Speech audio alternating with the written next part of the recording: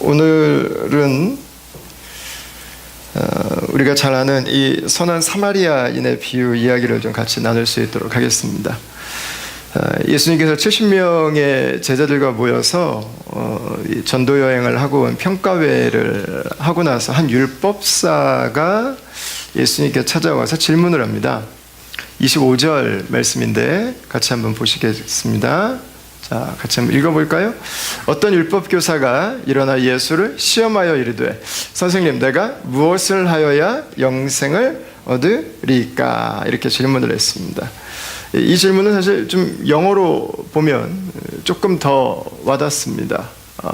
주님, 내가 저 영원한 생명, 하나님께서 이 세상을 구원하시는 때 하나님 나라의 백성으로 살아가는 그 영원한 생명을 말하는 것입니다. 하나님 나라의 영원한 생명을 내가 상속받기 위해서 내가 무엇을 해야 됩니까? 라고 하는 바로 그 질문입니다. 우리 입장에서 이 질문을 보면 사실 조금 좀 당혹스럽기도 하고 좀 열받기도 합니다. 왜냐하면 저희는 이 하나님 나라라고 하는 개념이 좀 생소해서 His Message라고 하는 이 섹션을 시작하면서 3주에 걸쳐서 하나님의 나라에 같이 살펴봤습니다. 3주에 걸쳐서 살펴봤는데도 이게 기가민가한 부분들이 있어요. 근데 이 사람은 기본적으로 알고 있어요. 하나님 나라를 상속받는다고 하는 것에 대해서, 하나님 나라의 영원한 생명을 내가 상속받는다고 하는 것에 대해서, 부모님께 유산을 상속받는 것처럼 그 하나님 나라의 백성으로 그분의 나라를 내가 유업으로 물려받는다고 하는 것에 대해서 이 율법사는 정확하게 이해를 하고 있었습니다. 유대인들은 이걸 정확하게 알고 있었어요. 그들은 하나님의 나라를 알고 있었고 하나님의 나라를 기다리고 있었고, 또 그들은 하나님의 나라가 이 땅 가운데 임할 때 자신들이 그 나라를 상속할 것이라고 그들은 이미 알고 있었습니다. 근데 그들은 이 상속은 노력으로 얻는 것이 아니라 이미 상속인이 정해져 있고, 그리고 때가 되면 그것이 우리의 소유가 된다는 것까지 알고 있었습니다.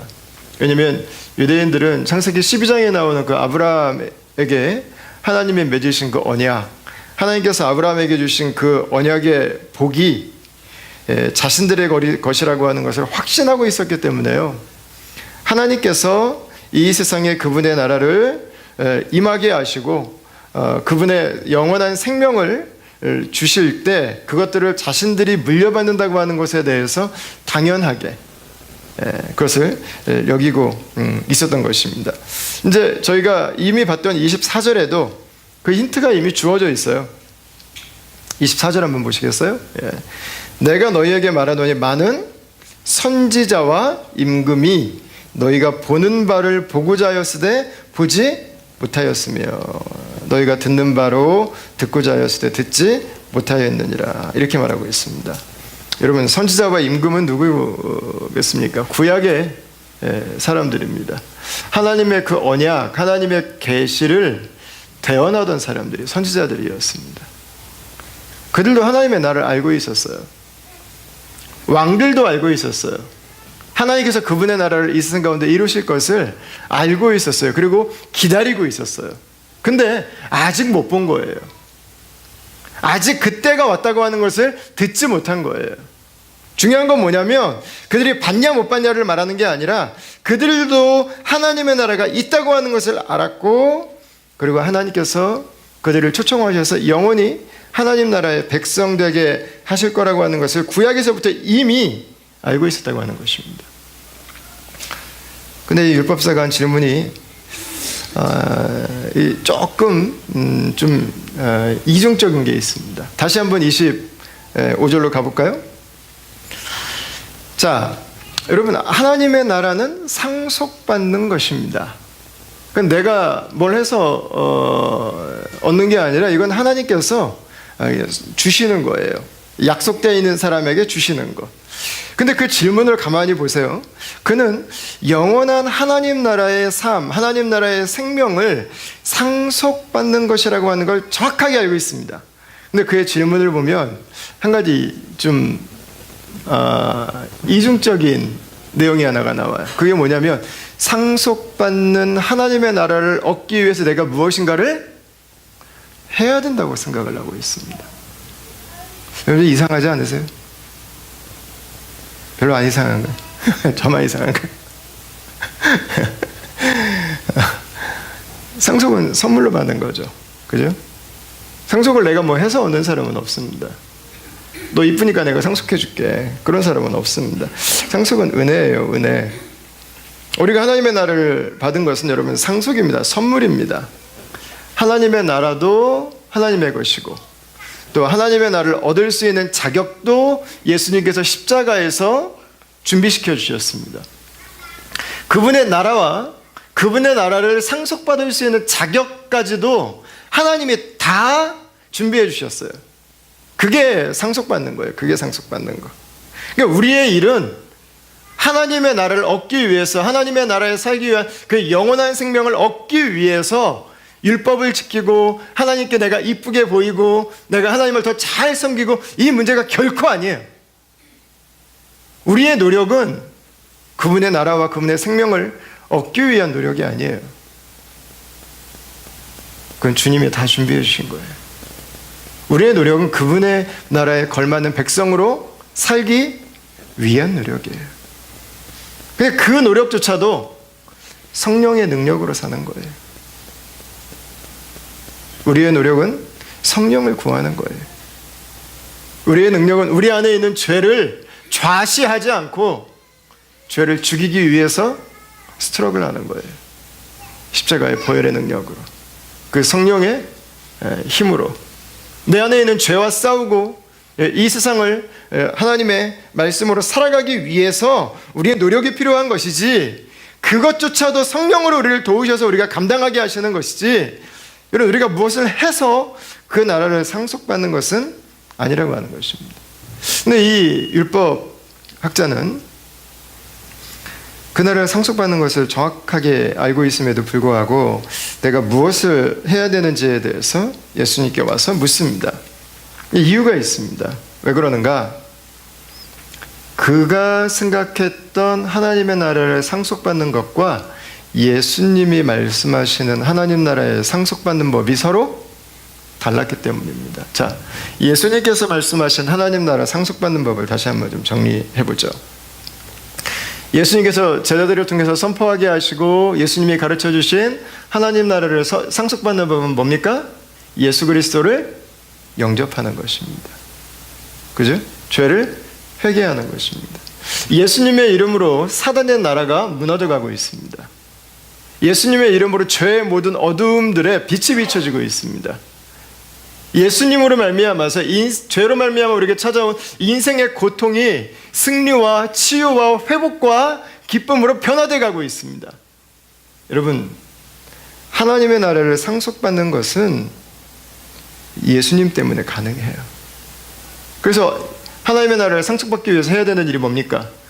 죄를 회개하고 예수님을 영접하는 것입니다. 율법을 잘 지키기 위해서 노력하지도 않고 내 피에 유대인의 피가 한 방울도 섞여 있지 않아도 하나님 나라를 상속받을 수 있어요. 누구라면?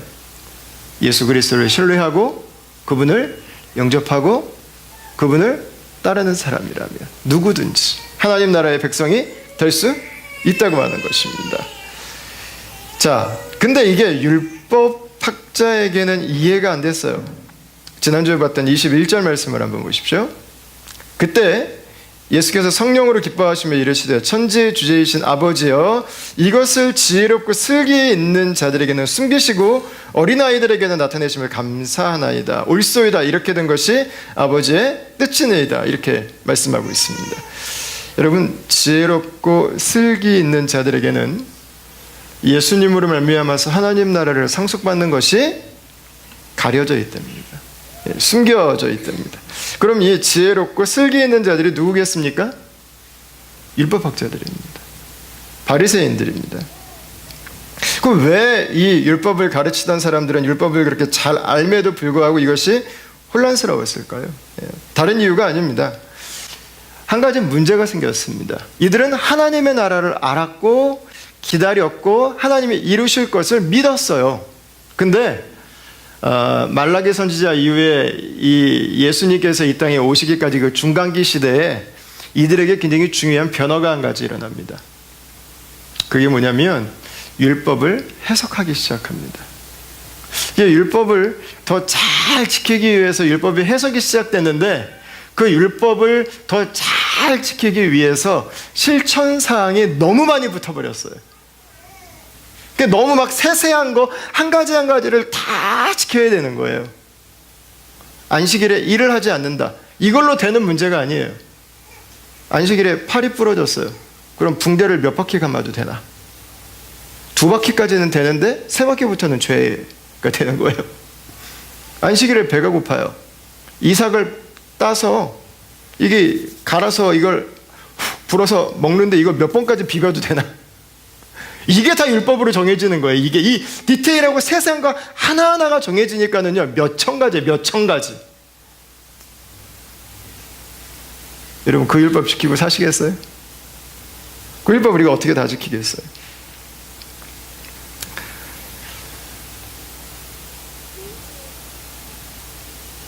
하나님께서 주신 그 율법을 아주 치밀하게 만들었어요. 그러다 보니까 이들이 하나님의 나라를 상속받는 것을 알았는데 누가 하나님의 나라를 상속받는가? 거기에 한 가지 단서가 붙었어요. 누가 상속받습니까? 율법을 지키는 자예요. 하나님의 나라를 알고 있었고 상속받을 것도 알았고 이루어질 것도 믿었어요. 단 한 가지, 율법의 백성. 그 율법을 지키는 자가 상속받는 거예요. 그러니까 이들이 볼 때는 그 율법 어떻게 되는 거야? 율법.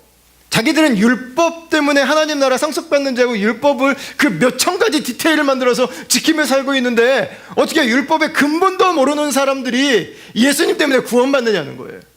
그럼 우리가 이렇게 열심히 지금 율법을 지키고 있는데 우리의 열심은 어디 갔냐는 거예요.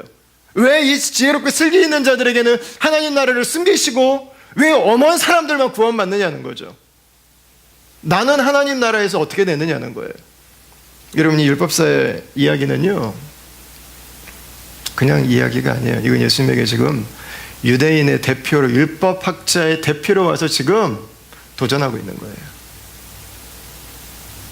당신의 그 구원이, 당신이 말한 그 하나님의 나라가, 성경에서 말한 그 하나님의 나라가 맞는가? 나는 확인할 수 없다는, 나는 믿을 수 없다는 거예요. 나는 받아들일 수 없다는 거예요. 아브라함의 피로 아브라함에게 주셨던, 모세에게 주셨던 그 언약을 지키며 살아가고 있는 우리는 그럼 뭐냐는 거예요. 당신이 누구간데 이 일을 행하는가? 라고 하는 그 질문을 하고 있는 것이죠. 예수님도 여기에서 이제 두 가지 의도를 가지고 이야기를 같이 진행해 가세요. 왜 지혜롭고 슬기 있는 율법사들과 유대 지도자들이 구원에서 제외될 수밖에 없는가에 대해서 예수님은 답을 주시고요. 또 하나는 율법의 본래의 의미와 의도를 아는 것이 얼마나 중요한가에 대해서 예수님은 이 율법자에게 도전하세요. 이 수가 높은 분들의 이야기들이라 저희들이 이 말씀을 보면서 좀 호미해질 수 있는데 이렇게 지금처럼 같이 좀 가보도록 하겠습니다. 자, 예수님은 이 율법사에게 가르치거나 논백하지 않으셨습니다. 근데 예수님은 그 사람에게 내가 율법을 이렇게 열심히 지키고 있고 율법으로 자부심을 가지고 나온 사람에게 물어보셨어요. 26절입니다. 같이 한번 읽어보겠습니다. 시작.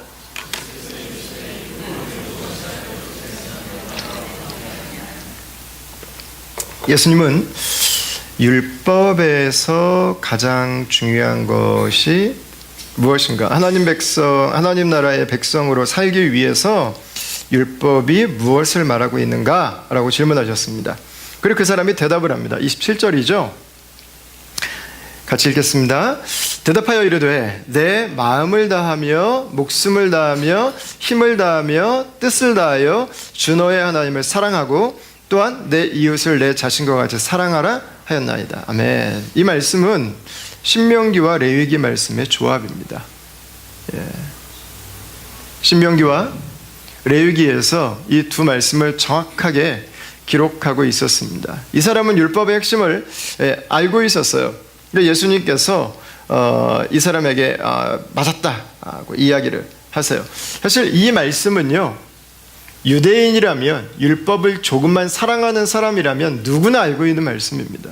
왜? 어릴 때부터 귀에 못이 박히게 듣는 말씀이기 때문에 그렇습니다. 구약의 양대 핵심, 뼛속까지 스며들어 있다고 하죠. 이 율법의 핵심이 되는 이 두 말씀은요, 뼛속까지 스며들어 있는 바로 그 말씀입니다. 레위기 19장 18절에 내 이웃 사랑하기를 내 자신과 같이 하라 말씀하셨고, 신명기 6장 5절에 너는 마음을 다하고 뜻을 다하고 힘을 다하여 내 하나님 여호와를 사랑하라 이렇게 말씀하셨습니다. 이 말씀은 뼛속까지 새겨져 있을 뿐만 아니라 신명기 6장 8절 말씀을 보시면 이 말씀을 이렇게 기록했어요. 너는 또 그것을 내 손목에 메어 기호를 삼으며 내 미간에 붙여 표를 삼고 이렇게 말씀하셨습니다. 여러분 혹시 유대인들 사진 보시면 이 이마에 뭐 이렇게 하나 조그만 검은색 박스 하나씩 이렇게 메고 있는 거 보신 적 있으시죠? 그죠? 예. 유대인들은 이 말씀을 어릴 때부터 많이 듣고 뼛속까지 새겨져 있을 뿐만 아니라, 브레인에 새겼을 뿐만 아니라 그걸 이마에다가 항상 이고 다녔어요. 항상. 그 정도로 이 말씀은 이들에게 중요한 말씀이에요. 율법의 핵심이 뭐지? 그러면 자동 응답기. 누르면 바로 튀어나오는 말씀. 이 사람은 이 말씀을 너무 잘 아셨어요. 자, 그에게 예수님께서 28절처럼 말씀하셨습니다. 같이 한번 읽어보겠습니다. 예수께서 이르시되 내 대답이 옳도다. 이를 행하라. 그러면 살리라 하시니. 아멘. 예수님은 그 사람의 대답이 맞다고 하셨어요. 인정하셨어요. 100점입니다. 100점. 그리고 한 가지를 덧붙이셨습니다. 맞았습니다. 이제는 그 말씀대로 사십시오라고 이야기했습니다. 여러분, 제가 질문을 하나 드릴까요? 하나님을 사랑하고 이웃을 사랑하는 것이 구약의 핵심입니다. 그러면 하나님을 사랑하고 이웃을 사랑하는 것을 완벽하게 행하면 하나님 나라의 백성으로 하나님 나라의 생명을 가지고 이터널 라이프를 가지고 살 수 있나요? 없나요? 살 수 있습니까? 없습니까? 지금 두 가지가 헷갈리실 거예요, 아마. 그죠? 이론적으로는 어떻습니까? 가능합니다. 완벽하면 돼요. 완벽하면. 하나님 사랑과 이웃 사랑에서 조금 더 흠이 없이 완벽하면 돼요. 완벽하면. 그러면 하나님 나라의 새 라이프를 살 수 있을 거야. 예수님 말씀하셨습니다. 여러분, 내 삶이 완벽하게 이 말씀을 지키면은요, 하나님 은혜 없어도 돼요. 선물로 주시지 않아도 돼요. 내가 하나님 나라 백성으로 살 수 있어요. 내가 그 나라를 획득할 수 있어요. 내가 누릴 수 있어요. 근데 그건 이론적으로입니다. 이론적으로. 실제로는 어떻습니까? 불가능합니다. 우리는 알고 있잖아요. 내가 의롭지 않다고 하는 것을. 내가 완벽하지 않다고 하는 거 여러분 우리 잘 알고 있잖아요. 이 율법사도 아마 그걸 직감했을 거예요. 율법을 지키려고 하면 할수록 율법에 더 철저한 사람일수록 분명히 깨달을 수밖에 없어요. 나는 율법을 다 지킬 수 없는 사람이라고 하는 것을. 그게 마틴 루터의 깨달음이었습니다. 치밀하게 수도원에서 그 율법을 따라서 정해져 있는 삶의 룰을 따라서 하루하루를 살아가는 그 삶에 그 율법이, 그 고행이 나를 변화시킬 수 없다고 하는 것을 루터가 결국 깨닫게 돼요. 그 신약을 읽으면서 예수 그리스도의 의로 말미암아서만 내가 의롭게 될 수 있다고 하는 것을 그가 발견하게 되는 것입니다. 근데 이제 이 율법사는 선을 지났어요. 무슨 선을 지났어요? 여기서 물러날 수가 없었어요. 왜? 자존심이 걸려있기 때문에. 이 율법학자들의 대표 선수로 지금 링 위에 올라왔는데 스트레이트 한 방 맞고 지금 나가 떨어지면 안 되잖아요. 지금 계속 붙어야지. 그래서 이 사람은 자기가 율법적으로 완벽하다고 하는 것을 내세우고 싶어 합니다. 그래서 29절에 예수님께 질문을 하나 던지죠. 29절 한번 보겠습니다. 그 사람이 자기를 옳게 보이려고 예수께 여짜오되 그러면 내 이웃이 누구니까? 이렇게 질문을 합니다. 여러분 이상하죠? 왜 이 사람은 내 이웃에 대해서만 물어봤을까요? 아마 하나님을 섬기는 것은 자신이 있었던 것 같아요. 하나님을 섬기는 것은 내가 자신이 있습니다. 당신도 아시죠? 내가 하나님 어떻게 섬겼는지. 뭐든지 물어보세요. 내가 안식일을 내가 금한 적이 있나? 드려야 될 11조를 안 드린 적이 있나? 그분의 이름을 내가 망령되이 일컬은 적이 있나? 뭐든지 물어보세요. 내가 하나님 섬기는 거 자신 있어요. 자신감이 묻어나요. 한 가지는 뭐예요? 이웃이에요. 이웃. 내가 이웃도 흠잡을 것이 없이 섬겼습니다 라고 하는 것입니다. 근데 유대인들에게 이웃은 순서가 정해져 있어요. 유대인들의 이웃은 약 7단계 정도로 랍비들의 가르침을 보면 나눠져 있습니다. 첫 번째 이웃은 부모님입니다. 배우자가 아닙니다. 배우자는 두 번째입니다. 유대인들에게는 배우자보다 나의 뿌리가 되는 부모가 더 중요했습니다. 배우자는 두 번째였습니다. 그리고 자녀들이 세 번째, 네 번째가 나의 클랜, 친족들입니다. 다섯 번째가 내 이웃에 살고 있는, 네이버에 살고 있는 유대인들이고요. 여섯 번째가 약속의 땅에 살고 있는 유대인들. 일곱 번째가 다른 나라에 살고 있는 유대인들입니다. 이웃이라고 하는데 다 똑같은 것 같습니다. 보니까. 그죠? 유대인입니다. 내 피부치들, 내 민족, 딱 거기까지예요. 그게 이웃이에요. 거기는 자신이 있다는 거예요. 우리 한혈통임을 자랑스러워하는 우리 한국인들이 갖고 있는 이 이웃관과 좀 비슷한 부분이 있습니다. 여러분 유대인들의 이웃관은요 축소되어 있습니다. 어떻게 축소되어 있어요? 나랑 관계 있는 사람들만 내 이웃이에요. 나랑 피가 섞인 사람들만 내 이웃이에요. 나와 역사를 공유하고 있는 사람만 내 이웃이에요. 나와 피부가 색깔이 같은 사람만 내 이웃인 것입니다. 그때 예수님께서 이 사람에게 이웃이 누구인가를 가르쳐 주시기 위해서 설명해 주신 게 바로 선한 사마리아인의 비유였습니다. 이 이야기를 듣는 사람들은 누구나 다 바로 이해할 수 있는 아주 쉬운 이야기였습니다. 30절을 보십시오. 예수께서 대답하여 이르시되 어떤 사람이 예루살렘에서 여리고로 내려가다가 강도를 만나매 강도들이 그 옷을 벗기고 때려 거의 죽은 것을 버리고 갔더라. 이렇게 기록하고 있습니다. 잘 아시는 것처럼 유대인들은 남쪽 유대 지역에서 북쪽 갈릴리 지역으로 갈 때 사마리아 지역을 통과하지 않았습니다. 아시리아인들과 혼혈 민족이었고 종교도 혼합되어 있고 문화도 혼합되어 있는 그들을 이 순혈주의와 하나님의 백성이라고 하는 자긍심으로 똘똘 뭉쳐있는 유대인들은 상종하고 싶지 않아 했습니다. 개취급을 했습니다. 그래서 보지 않는 건 물론이고요.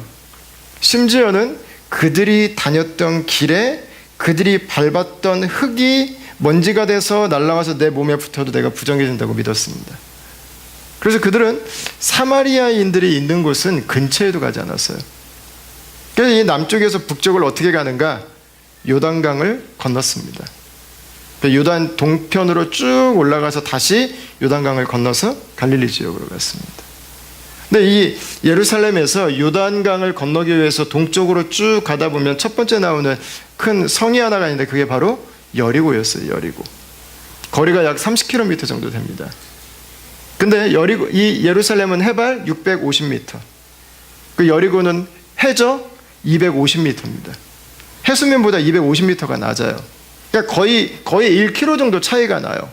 30km인데 1km 차이가 나잖아요. 그러니까 이 길이 굉장히 급경사 길들이 많아요.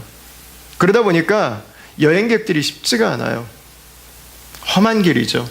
그래서 도적대들이 숨어있기 좋은 곳이었어요. 여행자들을 탈취하기 딱 좋은 곳이었습니다. 이건 이스라엘 사람들이라면 그 길을 다 알고 있었어요. 한국의 한계령이나 미시령이나 진부령 같은 데를 생각하시면 좋을 것 같습니다. 한 사람이 왠지는 모르겠어요. 혼자 여행을 합니다. 이 길은 혼자 여행할 수 있는 길이 아닙니다. 반드시 무리를 지어서 여행을 했습니다. 강도떼들이 수시로 출몰했기 때문에. 근데 이 사람은 혼자 여행을 했습니다. 이 홀로 여행한 이 사람은 하나님이 없는 인간의 실존에 대한 이야기예요. 이 사람이 강도를 만납니다. 강도는 사단입니다. 사단에게 그의 인생을 빼앗겨버린, 사단에게 고통당하고 있는 그 한 사람을 이야기해주고 있는 것입니다. 강도를 만났어요. 거의 거반 죽었습니다. 움직일 수 없는 정도까지 갔습니다. 근데 그 사람에게 희망이 찾아옵니다. 21절, 22절 보시면 마침 한 제사장이 그 길로 내려가다가 그를 보고 이렇게 이야기합니다. 여러분, 그때 제사장이 지나갑니다. 여러분, 제사장은 누굽니까? 하나님과 인간 사이를 중재하는 사람입니다. 여러분, 제사장은 누굽니까? 하나님의 사랑을 사람들에게 전해주는 사람입니다. 제사장은 누굽니까? 하나님의 축복을 사람들에게 선포하는 사람입니다. 이런 제사장이라면 죽어가고 있는 사람을 버려두고 올 리가 없어요. 그를 봤어요. 근데 뒷부분에 보니까 그를 보고 피하여 지나갔다고 기록을 하고 있습니다. 이 사람도 이마에다가 이웃을 사랑하고 하나님을 사랑하라고 하는 그 말씀을 기록해서 가지고 다닐 수 있어요. 근데 그는 사랑이 필요한 사람을 지나가 버렸어요. 하나님의 사랑을 사람들에게 전해줘야 되는 바로 그 사람이. 왜 그랬을까? 여러분, 이 사람은요, 이 사람을 지난다 레위기 말씀이 문득 생각났을 거예요. 레위기 21장 말씀에 하나님께서 이런 말씀이 있습니다. 여호와께서 모세에게 이르시되, 같이 한번 읽어볼까요? 아론의 자손 제사장들에게 말하여 이르라. 그의 백성 중에서 죽은 자를 만짐으로 말미암아 스스로를 더럽히지 말려니와. 아멘. 여러분, 제사장에 대해서 뭐라고 기록했어요? 보고 피했다고 했어요. 왜? 더럽히지 않기 위해서. 이마에는 뭐라고 말씀을 가지고 다니고 있어요? 내 이웃을 내 몸처럼 사랑하라. 여러분, 무슨 얘기예요? 세부적인 율법 지키느라고 하나님의 가장 큰 율법의 본질을 잊고 있는 거예요. 제사장만 그런 게 아니에요. 누구도 그렇습니까? 레위인도 그렇습니다. 보고 자동으로 피했어요. 자동으로. 이건 내 일 아니에요. 이건 우리 일 아닌 거죠. 구약의 핵심보다, 하나님의 마음보다 인간들이 만들어낸 그 디테일들이 더 중요했던 거예요. 인간들의 금기로 가득 차 있어요. 하나님의 마음과 하나님의 사랑과 하나님의 뜻은 찾아보기 어려웠던 거죠. 다른 사람들이 나를 보고 정죄하면 어떻게 할까? 여러분, 이유는 그럴싸합니다. 분명한 것은 이 제사장과 레위인들에게 양심도 애정도 최소한 사람에 대한 예의도 죽어버렸다고 하는 것입니다. 뼈는 있는데 심장은 없는 그 모습이죠.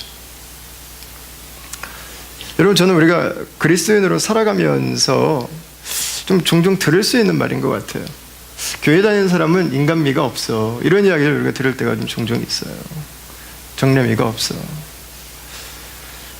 저도 이 교회를 섬기다 보니까 일요일날 결혼식 해요. 어떻게 못 섬기잖아요. 아무리 친했던 제자가 와서 주례 해달라고 그래도 주일날 어떻게 해주겠어요, 가서. 여러분들한테 제가 다음 주에 주례에 있어서 못 올 것 같습니다. 머리 벅벅 긁으면은 갔다 오세요. 되겠어요? 안 되지. 그러니까 이게 걸리는 게 많아요. 우리가 이게 말씀대로 이게 살아가려고 하다 보니까. 그러니까 말씀도 지키면서 그 사람도 일치하는 지혜가 필요한 것 같아요. 주일날은 못 가더라도 평일날 주중에 좀 미리 다녀온다든가, 미안해, 내가 예배에 있어서 못 가겠어 하고 끝날 수도 있지만, 평일날만 한번 다녀오더라도 미안해, 내가 주일날은 함께하고 싶은데, 그 한마디만 해도 그 서운함들은 다 녹아내릴 수 있는 것 같아요. 다 이해될 수 있고. 우리가 만들어낸 그 금기들 때문에 하나님께서 그렇다고 해서 주일날 결혼하는 그 사람을 정죄하시지는 않을 거예요. 아니에요. 주일날 결혼하는 이 못된 거 잘 사나 보자, 하나님이 그러시지 않을 거 아니에요. 축복해줘야죠. 행복하게 잘 살도록. 믿음 안에서 건강하게 서도록 아들, 딸 낳고 이웃에 공헌하면서 하나님의 백성으로 잘 살도록 격려해 줘야죠.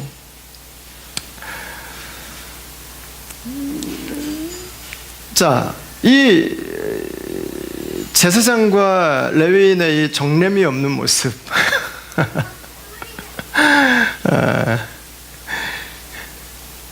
이 모습 이후에 33절에 보면 한 사마리아인의 모습이 등장을 합니다. 이 사마리아인은 말씀을 보시면 달라요. 표현이 달라요. 그를 보고 똑같이 봤습니다. 근데 피하고가 아니에요. 유대인이면 사실은 왼수예요. 왼수. 이 사람 왜 지금 그 길바닥에 쓰러져 있겠어요? 사마리아 사람들 피해 가려고 그 길로 지금 가고 있는 거거든요. 이 사람은 사마리아 사람 피하려고 지금 그 길로 가다가 강도 만난 거예요. 근데 이 사마리아인은 자기를 피하려고 하는 그 사람을 피하지 않았어요. 도망치지 않았어요. 불쌍히 여겼어요. 가까이 갔어요. 기름과 포도주를 그 상처에 붓고 소독해 주었습니다. 약을 발라준 것입니다. 싸매 주었습니다. 돌보아 주었습니다. 대가를 지불했습니다. 그리고 미래까지도 약속했습니다. 여러분, 이 사람이 누구였어요? 이게 바로 사마리아인이었습니다. 그 예수님께서 물어보셨어요. 세 번째 논쟁입니다. 불을 붙이는 거죠. 이 세 사람 중에 누가 강도 만난 사람의 이웃이 됩니까? 그랬습니다. 여러분, 사실은 논쟁이 안 됩니다. 왜? 율법사는 본능적으로 알았어요. 이거는 율법의 디테일을 지키느냐 안 지키느냐의 문제가 아니라 이거는 하나님께서 인간을 향해서 가지고 계시는 그 보편적인 애정과 그 긍휼이 나에게 있는가 없는가의 문제구나. 너무 세세한 걸 지키려고 하다 보니까 인간됨의 상식이 사라져버린, 인간에 대한 애정 자체가 씨가 말라버린 그 모습에 대해서 그는 이 이야기를 통해서 발견했을 것입니다. 그리고 그는 대답을 합니다. 자비를 베푼 사람이라고. 그리고 예수님 말씀하시죠. 너도 가서 이와 같이 하라. 이렇게 말씀하셨습니다. 그러나 이 사람은 이렇게 하기가 쉽지 않아 보여요. 왜? 아직 그 마음에는 사마리아인을 강도 만난 자를 그가 죽어간다면 가서 치유할 마음의 준비가 돼 있지 않습니다. 뭘 보면 알 수 있어요? 사마리아 사람을 사마리아 사람이라고 부르지 않아요. 왜? 자존심이 아직 남아있어요. 사마리아 사람에 대한 거절감이 아직 남아있어요.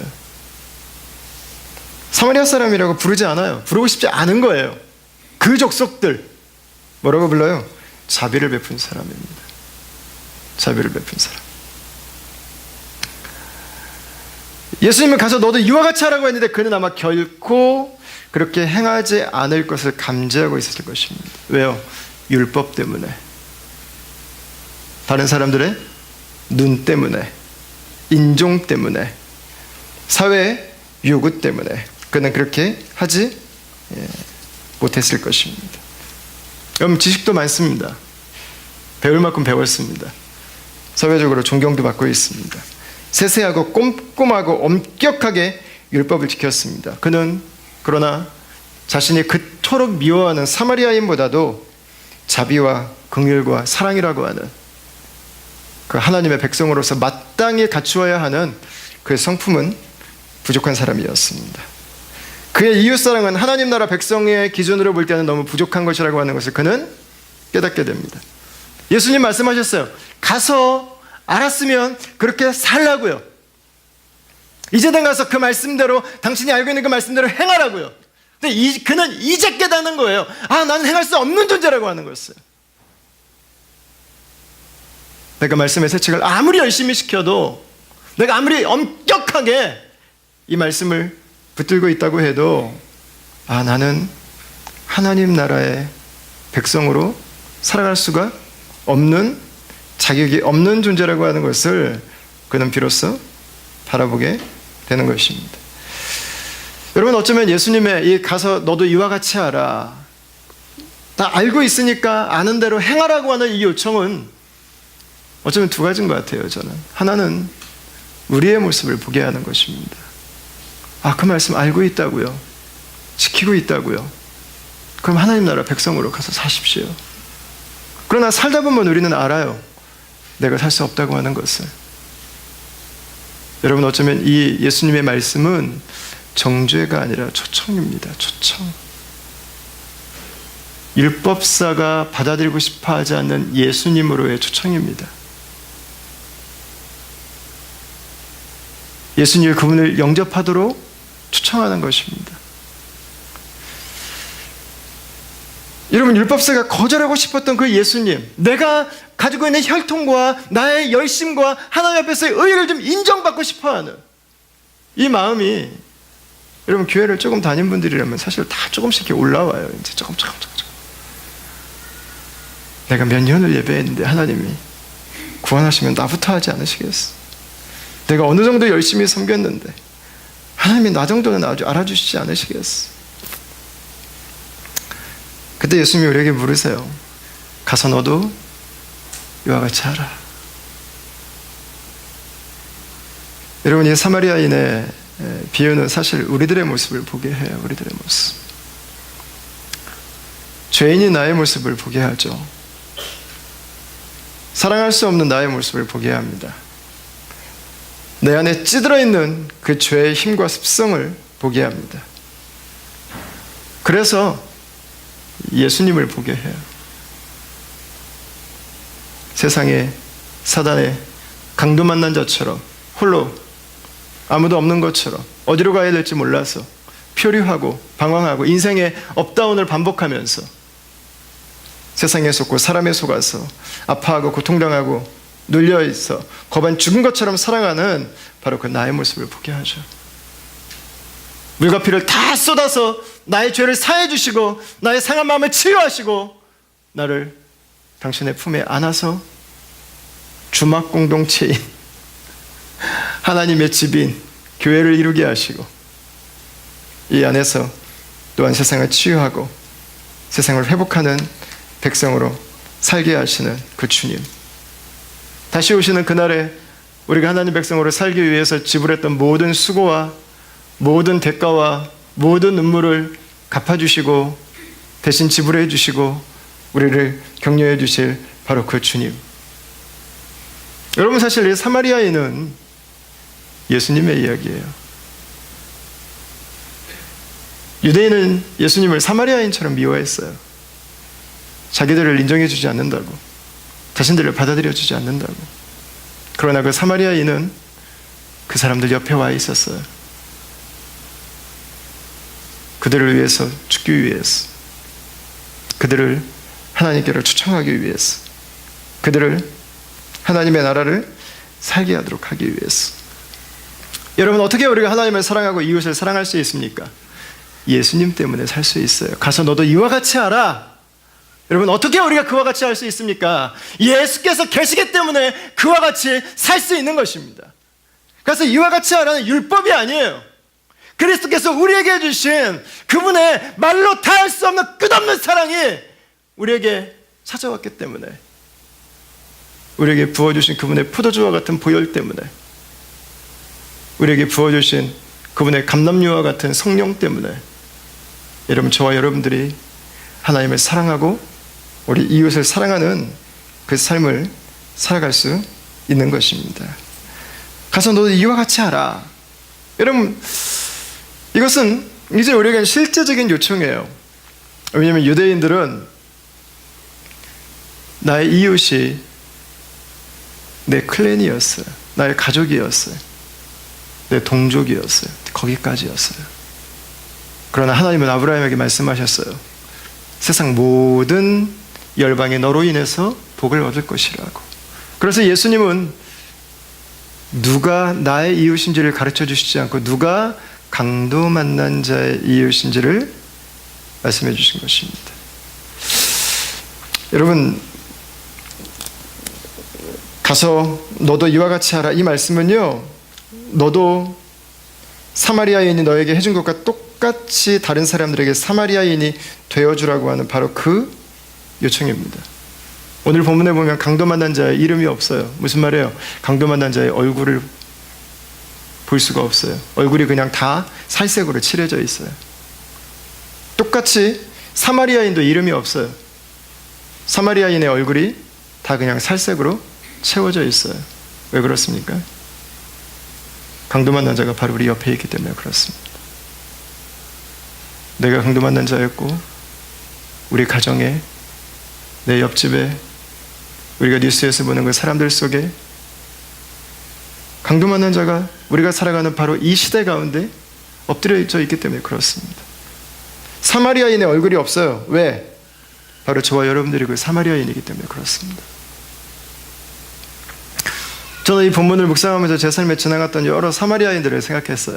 제가 강도 만났을 때 저를 살려주셨던 분. 중학교 1학년 때 영어 선생님 최성대 선생님이라고 계셨어요.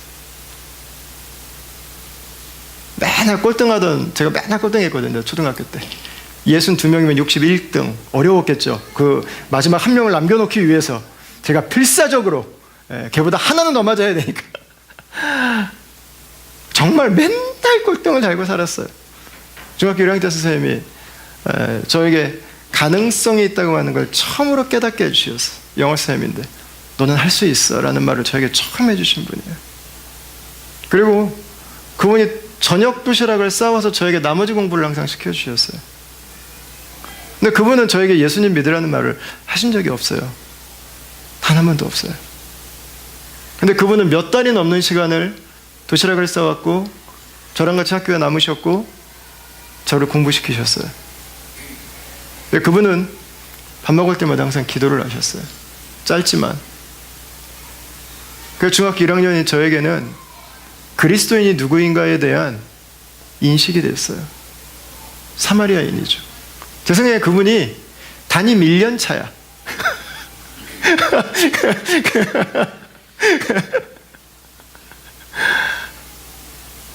그분 때문에 살았어요. 그분 때문에 저는 공부를 하는 걸 하게 됐어요. 저도 할 수 있다고 하는 걸 배운 거죠. 여러분, 오늘 말씀은 저 여러분들에게 두 가지의 격려와 도전을 하고 있는 것 같습니다. 첫 번째는 자기를 의지하지 말고 예수님을 신뢰하고 그분께 엎드리라고 하는 것입니다. 나의 선과 나의 행함과 나의 의는 하나님 앞에 아무 소용이 없다고 하는 것입니다. 여러분, 예수님 앞에 항복할 수 있기를 바랍니다. 그분만을 신뢰하시기를 바랍니다. 그분으로 사시기를 바랍니다. 예수 그리스도, 그분이 우리의 유일한 구원이십니다. 두 번째는 그분의 사랑으로 사랑하는 것입니다. 강도 만난 자, 쓰러진 자들은 우리의 이웃에 있습니다. 선한 사마리아인은 이제 한 개인이 아닙니다. 누구는 마음이 착한 것 같아. 여러분, 그렇지 않습니다. 교회는 선한 사마리아인이신 예수 그리스도의 마음을 가진, 그분의 손과 발을 이식받은 선한 사마리아인 공동체입니다. 이 땅에 교회가 있다면 강도 만난 자들이 치유받는 일들이 멈추지 않아야 됩니다. 이 땅에 교회가 있다면 굶어 죽는 사람이 존재해서는 안 됩니다. 이 땅에 교회가 있다면 복음에서 소외된 사람들이 지속적으로 존재해서는 안 됩니다. 이 땅에 교회가 있다면 깨지고 상한 관계를 끌어안고 오늘도 고통하는 가정들이 영구히 버려져서는 안 됩니다. 이 땅에 교회가 있다면 이 세상에 하나님의 사랑이, 그분의 치유가, 그분의 다스림이, 그분의 나라가 멈춰서는 안 됩니다. 여러분, 우리의 이웃은 다음 교회 성도가 돼서는 안 됩니다. 우리의 이웃은 교회 안에서 내 마음에 드는 사람들이 되면 안 됩니다. 우리의 이웃은 내 가족이 되면 안 돼요. 우리의 이웃은 이 도시에 살고 있는 코리안들만 되면 안 돼요. 주님은 우리에게 물어보세요. 강도 만난 자의 이유가 누구냐고. 강도 만난 자. 여러분, 사마리아인이신 예수 그리스도, 그분의 사랑으로, 그분의 손과 발로 세상을 안아주고 세상을 치유하고 세상 가운데 하나님의 나라를 선물해 주는 그런 하나님의 백성들로 한 주간도 또 우리의 인생 가운데 한결같이 살아가는 주님의 선한 사마리아인 공동체가 되기를 주님의 이름으로 축원합니다.